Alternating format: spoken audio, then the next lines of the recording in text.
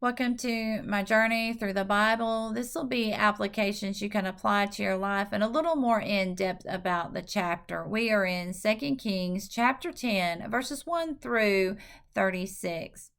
Now, Jehu had zeal in destroying the king Ahab and his sons, his wife, his kinfolks, his priests and prophets that he had set up, the god Baal that Ahab had set up. Jehu had destroyed all of this, just as Elijah, the prophet of God, had spoken.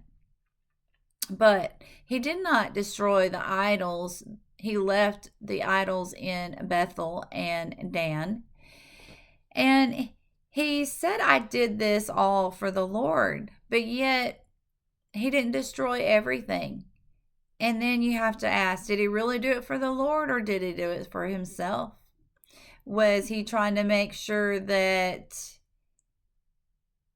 he became the ruler and set up his own way of living and didn't necessarily line that up with God? Because it says he did not walk in the way of God, which proves he was looking out for himself and his own best interest and using God as the backdrop of his actions. Now, God did use Jehu in order to bring about his judgment on the family of Ahab.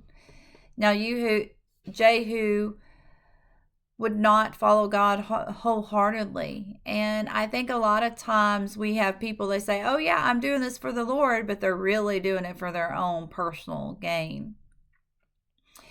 So we have to check the conditions of our heart, our conditions towards the Lord. And we have to be very active in trying to work for the will of God and being obedient to him and giving him what he deserves and doing his will. And we cannot walk in our own ways. We cannot work our way to heaven. And we have to have faith and we have to work hard to do the right thing. Now, doing the right thing is not always easy, but we still need to do what is right in the eyes of God. So be sure to pray and make sure that you are in his will. And I would say many times we take on a lot of things that God has not asked us to do, and we become very overwhelmed. Now, it is a good thing to be able to help others. It's a good thing to share the word of God and maybe teach a class here and there. But remember, you are only one person, and God did not intend for you to do everything yourself. When there are multiple people trying to get a job done, the workload becomes very easy and it is done a lot quicker and in unity as long as it is in God's will.